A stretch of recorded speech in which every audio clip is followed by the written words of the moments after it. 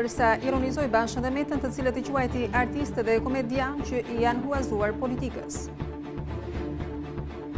Gjatë takimit me krerët e opozitës, por edhe me ambasadorët e Bashkimit Evropian, presidenti Ilir Meta ka propozuar një platformë me 11 pika për daljen nga kriza politike dhe për integrimin evropian. Shembja e teatrit është në qendër të debateve të sotme në seancën parlamentare. Deputeti I opozitës së re Lajmi ka kërkuar ngritjen e një komisioni hetimor për shembjen e tij. Ndërsa spak nis jetimet për shembjen e teatrit, regjizori Budina tha se duhet hetim ose ndryshe do të ketë revolta. I tha se ka marrë garanci nga ndërkombëtarët për të sjellë prokuror të huaj. Report Televizion është rikthyer në brigjet e lumit të Tiranës, ku pak ditë më parë denoncoi ndotjen e shkaktuar se nuk ka ndryshuar dhe lumi vijon të mbetet bombë ekologjike. 5 raste të reja me COVID-19 janë shënuar ditën e sotme, 3 në Durrës, 1 në Tiranë dhe 1 në Krujë, ndërsa 13 qytetarë janë shëruar. Kryeministri Edi Rama njoftoi se brenda majit do të hapen kufijt dhe do të nisin përgatitjet për sezonin turistik. ISHP ka hartuar një udhëzues për hapjen e kopshteve dhe të qerdheve. Sipas rregullave anti-Covid, fëmijëve do t'u matet temperatura në hyrje të kopshtit dhe do t'u pastrohen duart me dezinfektant. Qeveria italiane ka njoftuar hapjen e aeroporteve për fluturime ndërkombëtare më 3 qershor, si dhe heqjen e karantinës detyrueshme për turistët.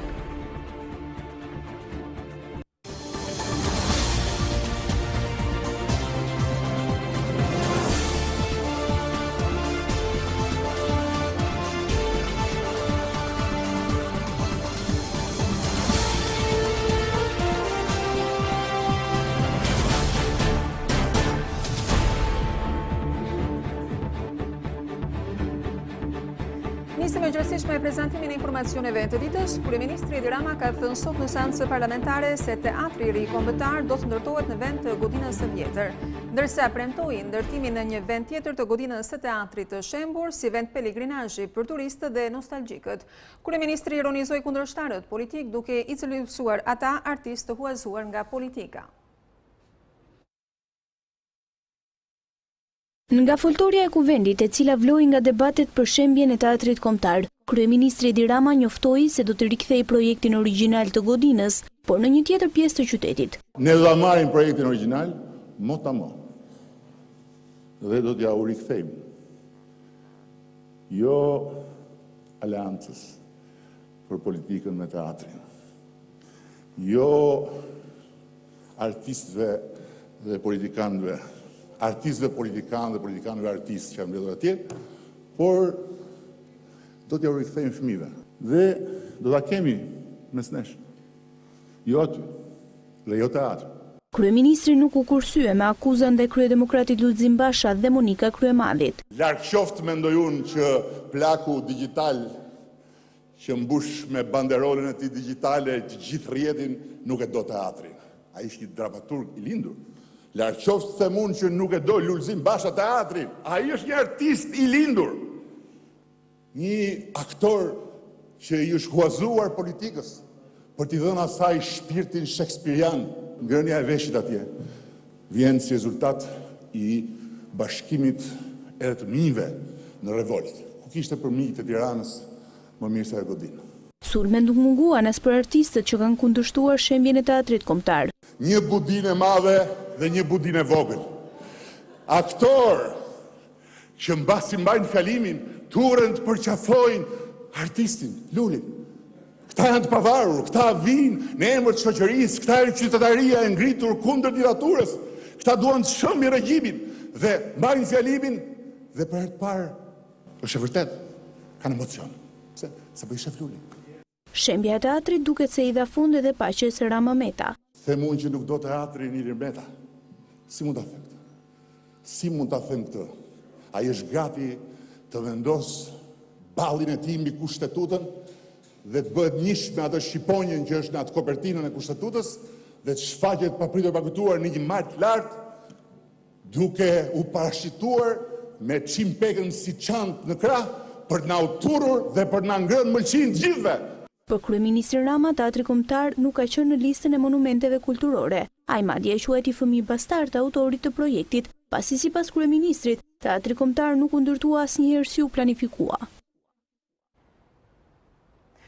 Deputeti i opozitës në Kuvendin e Shqipërisë, Ralf Gjoni, ka kërkuar ngritjen e një komisioni hetimor parlamentar për shembjen e teatrit kombëtar dhe në përgjigje të tij, Tauland Balla, kreu i grupit të Partisë Socialiste në Kuvendin e Shqipërisë, është shprehur se kërkesa duhet të bëhet me shkrim, siç e kërkon edhe rregulloria, e ndërsa nuk i kurseu ironit ndaj Gjonit. Me buzëqeshje i presin matjen e temperaturës deputetët. Mimika u ndryshon kur uli në karriget e parlamentit, në varësi të fjalimit të parapërgatitur. Seanca e kësaj të enjte nisi me një propozim nga deputeti i opozitës Ralf Gjoni për një çështje jashtë rendit të ditës. Unë dua t'ju kërkoj që bazuar në rregulloren e kuvendit, juve sot të mblidhni kryetarët e grupeve parlamentare, duke pezulluar seancën në këtë moment, për të diskutuar për ngritjen e një komisioni hetimor parlamentar, i cili të marrë në konsiderat të gjithë faktet, të gjithë aktorët, të gjithë shqetësimet, shpjegimet nga të gjitha palët për ta zbardhur këtë ngjarje që ka shkaktuar kaq mllef dhe kaq inat popullor, i cili me sa duket nuk po ndalon. Madje vetë ofrohet ta drejtojë. Nëse nuk ka këll që njeri që ta drejtoj, unë vetë ofrohem për ta drejtuar punën e këtij komisioni. Nëse ka këll që dikush tjetër, bujrum, hajde ta hetojmë këtë ngjarje. Mos qesh taulant, se do përballesh me inat shumë të madh popullor. Mos qesh taulant. Me nënqeshi, kryetari i grupit parlamentar socialist i tregon rrugën që duhet të ndjek një deputet për një propozim të tillë. Carta manent, verba volant, thot latini, prandaj bëj letra djalë. Mësoj që në Kuvendin e Shqipërisë procedura është e përcaktuar për çdo lloj nisme. Faleminderit dhe ruani qetësinë, se dashuria mbaroi. Këto këshilla nuk e smbrapsë deputetin nga Tirana. Nuk e pranoj si Tiranas një lloj ignorance të tillë në kryeqytetin, në qytetin tim. Po kur del me populit thot në dorë, ignorantët. Ai është selenit, mo ignorant. O ignorant. E si që ndodhë rëndom, fjalimet e deputetit Ralf Gjoni ndërpriten nga kryetari i kuvendit, që i përsërit procedurën dhe kodin e etikës. Qa jeni, mo, qa jeni? Lëpirsa, loripopi? Qa jeni? Lëpirsa, po, lëpirsa jeni. Juve meritoni vetëm lollipop. Ja... Zoti deputet, të thira nuk të kërkova e sa për qarë fut në përgjep ati, po ndash në gjep, ndash në baj ngoj, bish në duash është drejta jote. Ajo që unë detyrohem të korrigjoj është se qëfar nxjerr nga goja, jo se qëfar fut në goj. Ata që janë treshe me ju në krevat duke u rrotulluar, ato që kanë fantazi, ngrënje veshi, se si do e haja jo veshin ati, a i shumë i gjatë. Në këm nuk ja ha dot, vetëm shtrirë në krevat mund t'ja haj. Kjo shtrirje dhe ky bashkëpunim që ju keni mes njëri tjetrit, po e shkatron Shqipërinë dhe po e shkatron të ardhmen tonë evropiane. Ndryshojnë tonet kur në foltore del ministri i Brendshëm Sandër Leshaj, që u kujton edhe një herë të gjithë atyre që kanë drejtuar gishtin ndaj policëve në protestat e teatrit kombëtar, se fytyra e tyre është ai vetë. Punonjësit e policisë në datën 17 maj kanë qenë atje jo individualisht, kanë qenë të strukturuar. Në qoftë se doni të kërkoni një përgjegjësi ligjore, penale, politike, kërkojeni për përgjegjësit e tyre, të cilët i dini se kush janë. Jam unë. Është drejtori i përgjithshëm i policisë, është drejtori vendor i policisë Tiranës, e me radhë. Çfarë ju duhen punonjësit individual? Pas kësaj deklarate, rikthehet përsëri debati rutin midis kryeparlamentarit Ruçi dhe deputetëve të opozitës. Do doja t'i propozoja 1 minutë heshtje për nder të teatrit kombëtar. Sigurisht teatri kombëtar nuk është... Ullo, kolegë deputet, ullo poshtë. Mësa regulore njërë përse. Mësa regulore. Ullo poshtë. Jo. S'kam barim, je kundër procedurës. Urdo.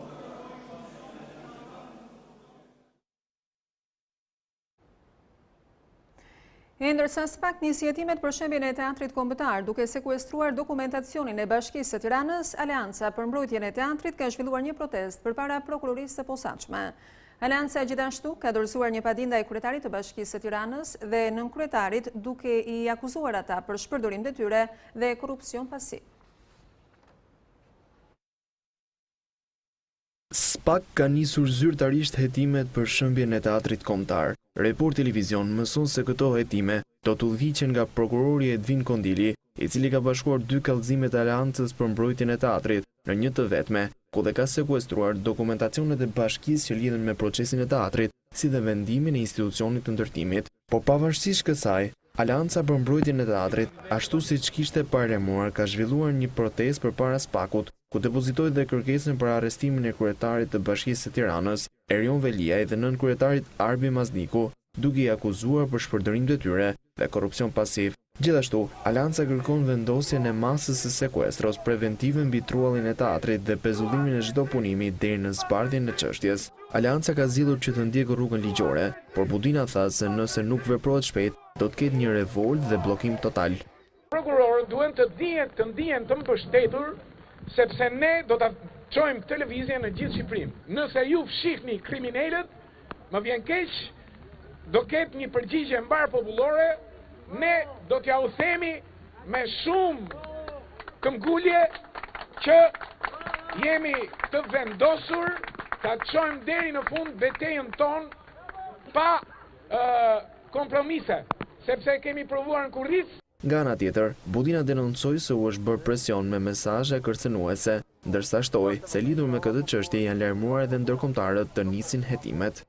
Duke qenë se veprimet tona po shqetësojmë pushtetin, ai ka vënë në lëvizje gjithë makinerinë e errët për të kërcënuar njerëzit që janë marrë dhe i kanë dalë në ballë kësaj pune, qoftë mediatikisht, qoftë edhe personalisht. Është mirë të ndalojnë, të flenë të qetë, të lëmë drejtësinë të veprojë. Ndërkohë, aktivistët kanë paralemuar edhe 4 kallëzime të tjera për shëmbjen e teatrit. Në këtë kauzë, Aleanca ka gjetur mbështetjen edhe të opozitës, ndërsa deri më tani ka zhvilluar 3 protesta. Kryetari i Shtetit Ilir Meta është takuar ditën e sotme me krerët e partive opozitare jo të parlamentit, ndërsa për herë të parë i shprehu në sy edhe shqetësimin e tij për çështjen e shembjes së teatrit kombëtar. Megjithatë, Ilir Meta tha se nuk duhet mungoj dialogu për tryezën e reformës zgjedhore dhe të gjitha palët duhet të jenë aty, ndërsa kryedemokrati Lulzim Basha tha se e vetmja zgjidhje për të gjithë kaosin politik që është duke ndodhur sot në Shqipëri është largimi i Edi Ramës dhe zhvillimi i zgjedhjeve të parakohshme. Asnjë fjalë për protesta nuk u fol në një orë takimi midis kreut të shtetit dhe opozitës së bashkuar. Zgjedhjet e lira dhe të ndershme ishin kryefjalë e takimit midis presidentit Meta dhe opozitës jashtë parlamentare. Ajo që duket se i ndan është koha kur do zhvillohen të zgjedhje. Me kërkesë të tij presidenti priti mëngjesin e së njëjtës në pallatin e brigadave, kryetarët e partive të opozitës së bashkuar. Report TV mëson se të pranishëm ishin Lulzim Basha, Fatmir Mediu i Republikanes, Dashamir Shej i LZHK-s dhe Nard Ndoka i Partisë Demokristiane. Nga Lëvizja Socialiste për Integrim, vendin e kryetares Monika Kryemadhi, bashkëshortes së presidentit, e zori Petrit Vasili. Gjithçka me dyer të mbyllura. U mësuan detaje vetëm nga zyra e shtypit e presidencës dhe një Twitteri të kryedemokratit Basha. Për kreun e shtetit është e rëndësishme që opozita të kthehet në Këshillin Politik për Reformën Zgjedhore, për të treguar vullnetin për rikthimin e legitimitetit të gjitha institucioneve përmes zgjedhjeve të lira e të ndershme. Shqetësimin e shprehur vetëm me postime në rrjetet sociale për shembjen e teatrit kombëtar, presidenti u tha në sy edhe krerëve të opozitës jashtë parlamentit. Shembjen e palishme, Meta siç thuhet në njoftim e cilëson si provokim për demokracinë, shtetin ligjor, por edhe për opozitën e bashkuar dhe natyrisht ndaj vlerave europiane. Ndryshe e pati reagimin opozita pas shembjes që menjëherë u bashkua 3 protestave të Aleancës për mbrojtjen e teatrit, madje dhe duke organizuar strukturat në përrethe për të sjellë militant. Por teksa Aleanca për mbrojtjen e teatrit duket se po ja lë gjithçka drejtësisë për të nxjerrë në pas i pas tyre palishmërinë për shembjen e teatrit, kryedemokrati Basha i ka kthyer syt nga kërkesa e tij e kahershme, zgjedhjet e parakohshme. Shembja e teatrit është prova e fundit e një hajduti ordiner që i vjedh, i varfëron dhe i dhunon shqiptarët. Me çdo ditë që kalon, ramavirusi i bën edhe më keq njerëzve dhe vendit.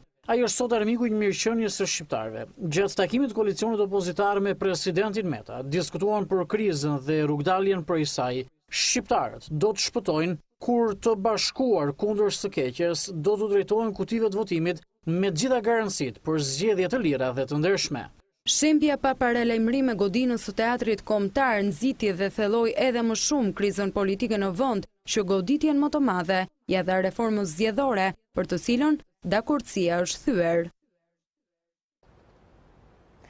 Një nga një përfaqësuesit më të lartë të selive diplomatike në vend kanë trokitur në derën e presidentit të Republikës Ilir Meta. E para ishte ambasadorja e Shteteve të Bashkuara të Amerikës në vendin tonë, e cila u takua me këshilltarin e kreut të shtetit, pasi presidenti gjendej ende në takimin me përfaqësuesit e opozitës. Ambasadorët e vendeve të Bashkimit Evropian i takoi personalisht, të cilët i njohu edhe me platformën që do ta nxjerrë vendin nga kriza sipas presidentit Meta. Kjo platformë, e cila i është komunikuar edhe opozitës dhe mazhorancës më herët, mbështetet në 11 pika, ndër të cilat shtylla kryesore do të jetë drejtësia dhe integrimi. Rruga drejt tyre për presidentin varet nga palët. Shpresë më të madhe presidenti e shet tek reforma zgjedhore, për të cilën thotë se duhet të përfundohet ndonse në kushtet e thyerjes së besimit ndërmjet palëve. Çështjet e nxehta politike dhe debatet që kanë përfshirë vendin tonë kohët e fundit kanë bërë pjesë të debatit edhe ambasadorët, të cilët në qëndrimet e tyre kanë bërë vazhdimisht thirrje për konsensus politik.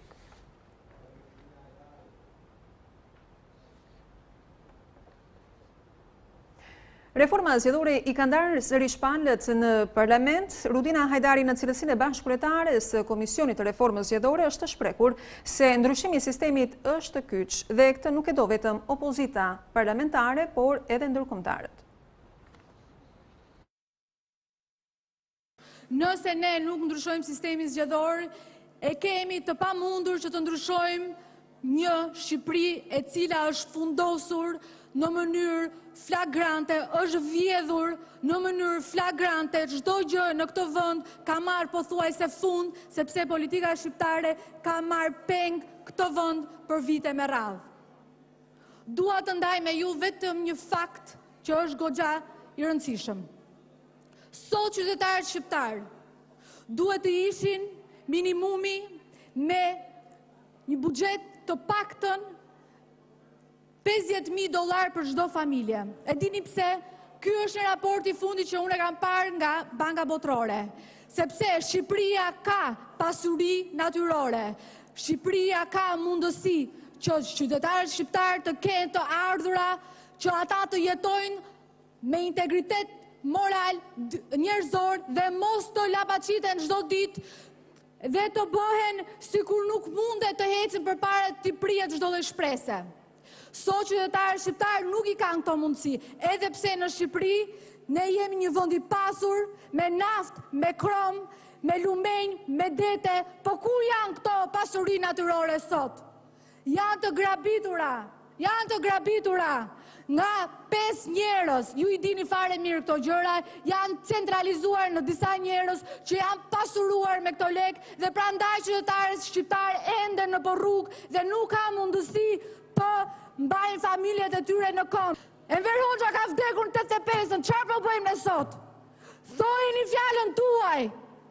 Sot nuk ka njeri që të dalin nga ju, deputet socialist, të dalit e teatri dhe të thot, pse nuk e mbroni njëri nga ju teatri, pse nuk e mbroni? Njëri nga ju, por nuk ju vjen keq më, absolutisht asnjërit prej jush, sepse ju mbam pelitar prej fryti kryetari partisë suaj. Ambasada amerikane bashkë me ndërkombëtarët janë duke çuar këto ide përpara. Këtu duhet ndryshim sistemi, sepse politika e vjetër e ka marrë peng këtë vend. Ai bëj thirrje opozitës jashtëparlamentare. Mos e braktisni ato tryez, mos e leni Shqipërinë në duart e socialistëve. Kërkesa për shpëtimin e zgjedhjeve të parakohshme në vend ka ardhur edhe nga opozita e parlamentit, ka qenë deputeti Lefter Maliqi, i cili është shprehur se edhe kuvendi i Shqipërisë duhet të ketë fatin e teatrit kombëtar, por që rrëzimi i tij duhet të vijë sa më shpejt përmes votës së qytetarëve. Unë duhet t'ju them që Zoti kryetar, bollu bëm qesharak me maska, bollu bëm qesharak me mbledhje online, kështu siç funksionon parlamenti, ta heqim këtë fatkeqësi fantazëm, se unë që jam këtu kam takuar qindra qytetarë në dorë, ju me ato haktet tuaja të kufizimeve me 4 orë, 5 orë të shtunave të dielave për pazare ajrose, gjitha me radhë keni parë turma njerëzit, policët 2000 veta trup njeri me tjetrin duke u takuar e përqafuar e dhunuar qytetarët, i keni parë që si ka gjetë gjë, ishni dorë nga kjo, ky ju e shëmët e teatr, po t'jeni të bindur, kjo val, kjo revolt, kjo përbuzje do t'jetë aq e madhe, sa që dhe këtë parlament, teatr të përshtirë dhe jo teatr, si që është ai historik me vlera kulturore kombëtare, edhe këtij parlamenti ka ardhur koha që të shëmet dhe ndërtohet një parlament tjetër me votën e drejt për drejt të popullit dhe këtë ditë do të vijë së shpejti.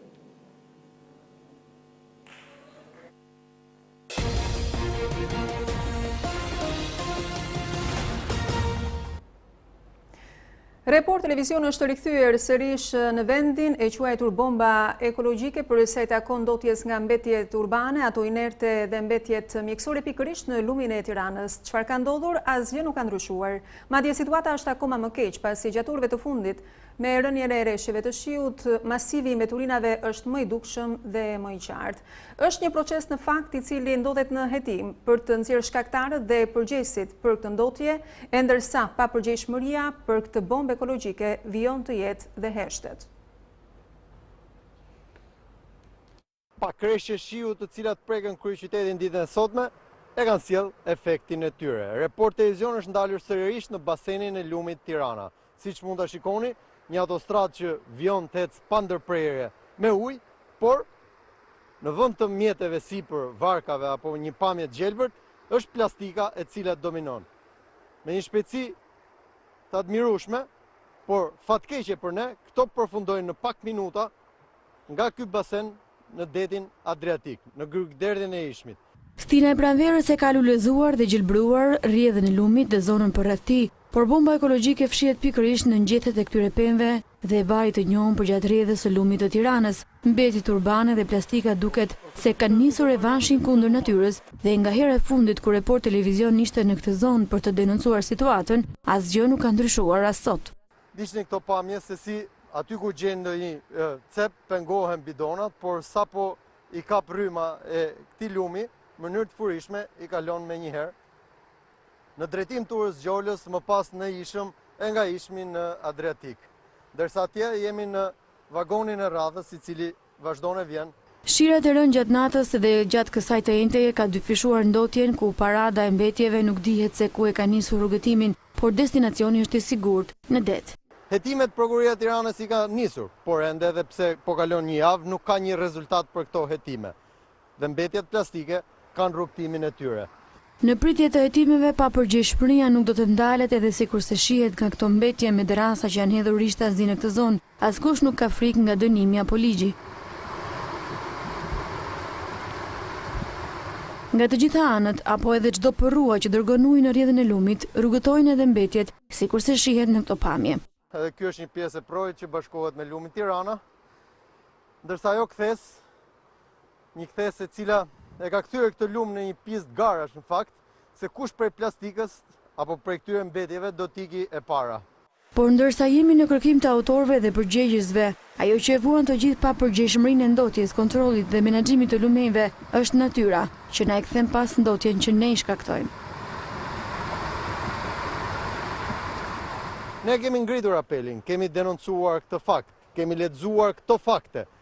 Institucionet kanë heshtur. Nga ana tjetër, vazhdojnë të keni diskutim mes tyre, pushteti lokal, prefektura, ministrit, institucionet, se kush ka për detyrë t'i pastrojë. Nëse shteti ende se ka gjetur gjuhën, apo përgjigjen kush ka detyrë për t'i pastruar, to plastika e kanë gjetur vetë rrugën e tyre. E ka kush e ka për t'i pastruar. Le të vinë t'ulen gjithë bashkë t'i pastrojnë. Por Report Televizion nga lumi i Tiranës, Arsen Rusta.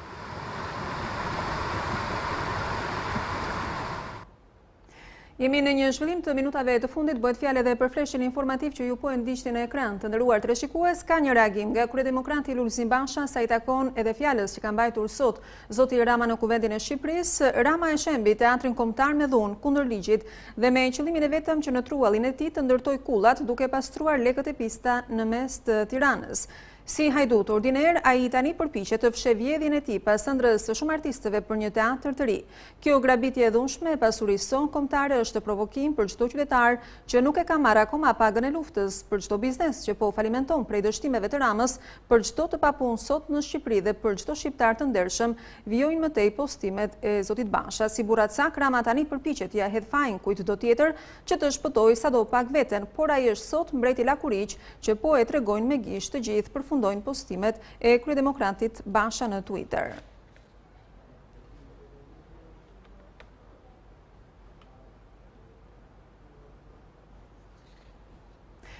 Ne do të vijmë me çështje sociale të këtij edicioni. Vendi u përfshi sot nga rreshjet dendura të shiut, sidomos në orët e para të ditës dhe përpasoi pati përmbytje të rrugëve dhe të banesave. Rruga Taulantia në qytetin e Durrësit është rikonstruktuar 2 herë, por sërish ajo sot ishte e të mbushur me ujë. Edhe banorët e fshatit Porodin në Korçë ankohen se poroji i përmbyt sa herë që bie shi. Rreshtet e dendura të shiut më ngjisin e së njëjtës se përmbytën sërish rrugën Taulantia buzdetit në Durrës. Ajo është nënshtruar rikonstruksionit në vitin 2018 në gjithë gjatësinë e saj nga Torra Venecia deri te Hoteli Aragosta, por përsëri kur bien shira të rrëmbyer, rruga përmbytet, ndërsa në vitin 2019 u dha një tjetër fond me vlerë 14.5 milion lekë nga buxheti i bashkisë për rikonstruksionin e segmentit nga Hoteli Arvi deri te Hoteli Aragosta. Punimet janë në fazën përfundimtare, por sërish problematika mbetet e njëjtë.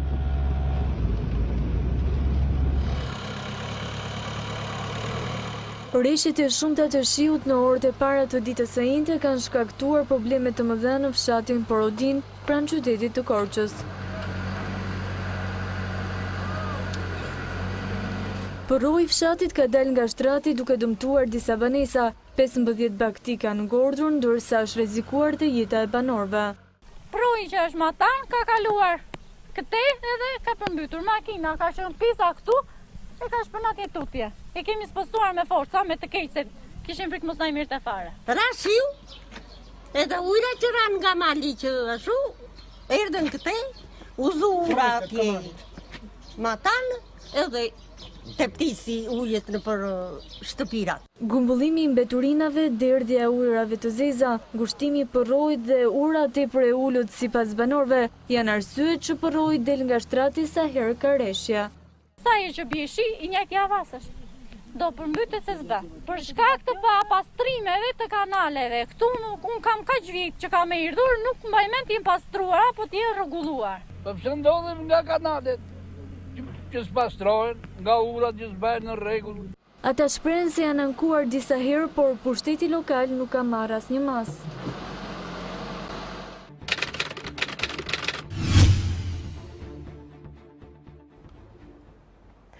Shohim situatën e koronavirusit në vendin tonë, ku duket se ka një ulje të kurbës së personave të infektuar me COVID-19, ku vetëm një ditë më parë nga 13 raste që kemi pasur në 24 orët e fundit, pra numërohen 5 pacientë infektuar me koronavirus.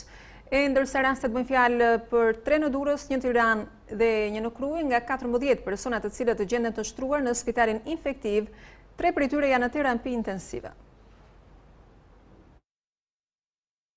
Kurba e shifrave të qytetarëve pozitiv në vend surprizon për çdo ditë, teksa në javët e fundit kemi patur luhatje nga një i prekur në 24 orë në 15 apo 13 persona pozitiv, ndërsa kemi shkuar në 5 persona pozitiv këtë të njëjtë pas testimeve të 204 personave. Mjekja Mirela Cami raportoi të dhënat, ndërsa të shtruar janë 14 persona e 3 në terapi intensive. Përndarja gjeografike e rasteve është si vijon. 3 raste në Durrës, 1 në Tiranë dhe 1 në Krujë. Kontakte të rasteve të mëparshme pozitiv. Gjendja në spitalin infektiv paraqitet e qëndrueshme prej ditësh, me 14 pacientë të shtruar dhe vetëm 3 prej tyre janë në terapi intensive. Janë 167 persona aktiv me COVID-19, kryesisht në Tiranë, Durrës dhe Krujë. Mjeku Dimitër Kraja është rikthyer në punë teksa është shëruar nga Covid-19 dhe ka qëndruar dhe 14 ditë pas shërimit në karantinë. Ai rrëfen se përse zgjodhi të rikthehej në detyrë, ndërsa është në pension pavarësisht rrezikut.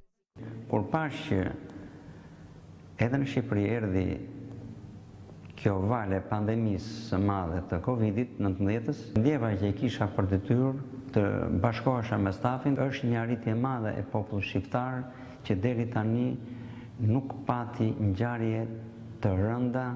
Mjeku Kraja veçon se kryefjala e ditëve për të gjithë qytetarët duhet të jetë respektimi i masave deri në shuarjen e plotë të kësaj pandemie. Deri më sot, në shpërndarjen gjeografike të rasteve kryeson Tirana me 55, Durrësi me 47 raste, Kruja me 31, Shkodra dhe Berati me 10 të prekur, Kamza 5, Fjeri 2, ndërsa Elbasani, Mirdita dhe Korça me nga 1 rast. Jemi sërish me lajmin e minutave të fundit, si që jeni duke ndjekur edhe në fleshin ton informativ, janë mbetuar përpara presidentit Republikës 3 antarët e rinj të prokurorisë së posaçme kundër korrupsionit dhe krimit të organizuar, ndërsa është zhvilluar po ashtu edhe një ceremoni solemne e betimit të tyre, bëhet fjalë për zotin Sotir Klapi, Vladimir Mara dhe Dritan Prençi. Pas ekzekutimit të himnit kombëtar dhe leximit të vendimeve të Këshillit të Lartë të Prokurorisë, duke vendosur dorën mbi Kushtetutën e Shqipërisë, prokurorët u betuan përpara presidentit të Republikës Ilir Meta. Betohem solemnisht se gjatë kryerjes së detyrës do t'i qëndroj kurdoherë besnik Kushtetutës së Republikës së Shqipërisë, ligjeve në fuqi dhe do të respektoj rregullat e etikës profesionale, kanë thënë ndër të tjera antarët. Presidenti Meta uroi suksese dhe punë të mbar prokurorëve të rinj të prokurorisë së posaçme kundër korrupsionit dhe krimit të organizuar, duke ju kërkuar të nisin menjëherë nga puna dhe të zhvillojnë hetibe në mënyrë efikase, profesionale dhe të pavarur, ashtu siç duhet të funksionojnë të gjitha institucionet qeverisëse të sistemit të drejtësisë. Kryeministri Edi Rama gjatë ditës së sotme kur e ka marrë fjalën në foltorin e Kuvendit të Shqipërisë është shprehur se vendi do të jetë tërësisht i hapur brenda këtij muaji, pra brenda majit. Kreu i qeverisë tha se do të përgatitemi për sezonin turistik pasi kufin të hapen brenda majit. Nga ana tjetër, burime nga Unioni Turistik Shqiptar thonë se më 2 qershor do të vijë edhe charteri i parë nga Bielorusia. Brenda muajit maj do të hapen kufit. Kreu i qeverisë Edi Rama është shprehur në kuvent këtë të njëjtë se brenda këtij muaji do të jetë vendi i hapur tërësisht dhe se tashmë duhet të bëhemi gati për sezonin turistik. Rama theksoi edhe një herë se fal masave të marra vendi e kaloi këtë situatë me sukses, por pohoi se hapja totale do të shoqërohet edhe me një tjetër përgatitje në rast se pandemia rikthehet përsëri. Brenda majit, Shqipëria do të jetë e hapur tërësisht. Kufit Zoti Josip Trajman mos ndërhy asnjëherë në vendin tash. Dhe ne do të përgatitemi për sezonin turistik. Natyrisht duke u përgatitur ne vetë që në rast se do të vijë një val tjetër që do të jetë më e rëndë, po ja u them sot, se sa ajo që kaluam, edhe për ne, edhe sikur të përsërisim një datë gjëra, sidoqoftë ta përballojmë përsëri me atë dinjitet dhe me atë seriozitet që e përballuam, duke e vendosur Shqipërinë në atë grup shumë të vogël vendesh që sot shihen me admirim. Ndërkohë, Ministri i Turizmit Blendi Klozi ka zhvilluar një takim me antarët e Unionit Turistik Shqiptar për situatën aktuale dhe planet për rihapjen e turizmit, dhe në fokus kryesor ka qenë hapja e kufive toksor dhe lëvizja e njerëzve pa masa karantinimi për të bërë të mundur rivalizimin e turizmit rajonal dhe atij të brendshëm. Klosi ka deklaruar sipas Unionit se do të angazhohet personalisht që rihapja e turizmit të bëhet e mundur duke filluar nga data 1 qershor, por burime nga Unioni thonë se charteri i parë do të mbërrijë në vendin tonë në 2 qershor dhe do të vijë nga Bielorusia. Unioni Turistik ka kërkuar gjatë takimit që të bëhet një marrëveshje me Ministrinë e Kulturës për reduktimin e hyrjeve në për muze, të ulen taksat vendore për vitin 2020, si dhe të ketë shtyrje të kosteve të kredive për sektorin e turizmit deri në dhjetor të këtij viti. Instituti i Shëndetit Publik ka hartuar një udhëzues për hapjen e kopshteve dhe çerdheve për fëmijët. Në këtë udhëzues thuhet se përpara se fëmijët të hyjnë në këto ambiente të kopshteve dhe të çerdheve, fillimisht do t'u matet temperatura, do t'u lyen duart me dezinfektant, ndërsa të shoqëruar në këto institucione duhet të jenë nga prindërit dhe jo nga gjyshërit. 1 qershori është menduar si data për rihapjen e kopshteve dhe çerdheve. Ministria e Shëndetësisë ka miratuar udhëzimin e Institutit të Shëndetit Publik për masat ndaj COVID-19, që do të duhet të zbatojnë kopshtet dhe çerdhet. Në bazë të kësaj rregulloreje, kopshtet dhe çerdhet do të hartojnë një grafik për sjelljen e marrjen e fëmijëve në këto institucione. Prindrit duhet ta respektojnë me përpikmëri.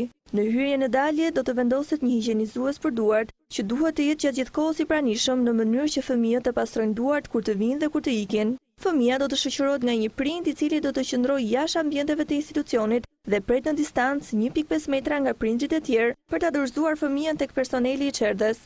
Rekomandohet që fëmia të shoqërohet nga prindri e jo gjyshrit. Çdo ditë fëmijës do i matet temperatura me termometër digjital. Dera e institucionit qëndron e mbyllur kur fëmijët janë brenda, ndërsa dritaret qëndrojnë hapur për ajrosje. Nëse fëmia shfaq temperaturë, njoftohet prindri për ta marrë menjëherë. Fëmijët e një grupi do të qëndrojnë në të njëjtën sallë çdo ditë dhe me të njëjtën edukatore. Rekomandohet të mos kryhet asnjë aktivitet jashtë ambienteve të kopshtit. Fëmijët do të qëndrojnë në distancë nga njëri tjetri. Për shembull, rreth një tavoline me 10 karrike do të ulen 5 fëmijë. Do të kryhet dezinfektimi çdo dhome çdo ditë. Pas largimit të fëmijëve do të kryhet pastrimi i sipërfaqeve dhe orendive me lëndë dezinfektuese. Lodrat të cilat nuk mund të dezinfektohen nuk duhet të përdoren. Rekomandohet mos të organizohen festa ditëlindjesh për fëmijët. Sanitarët duhet të kenë gjatë gjithë kohës maska e doreza. Personeli që përgatit ushqimin duhet të mbajë gjithmonë maskë. Drejtuesit duhet të pajisë stafin me maska, doreza dhe solucion dezinfektues. Nëse stafi ka probleme shëndetësore, do të njoftohet njësia vendore e kujdesit shëndetësor. Kemi ardhur në fund të këtij edicioni informativ të nderuar teleshikues. Shqiptare.com është adresa jonë zyrtare në internet ku mund të informoheni në kohë reale mbi zhvillimet më të fundit nga vendi, rajoni dhe bota. Sigurisht mund të lexoni intervista, analiza dhe opinione të ndryshme, gjithçka që ju duhet për informimin tuaj dhe të ndiqni Report Televizion Live. Vijoni të qëndroni në shoqërinë e programacionit në Report Televizion, edicioni radhës në orën 16:00 ju mirëpres.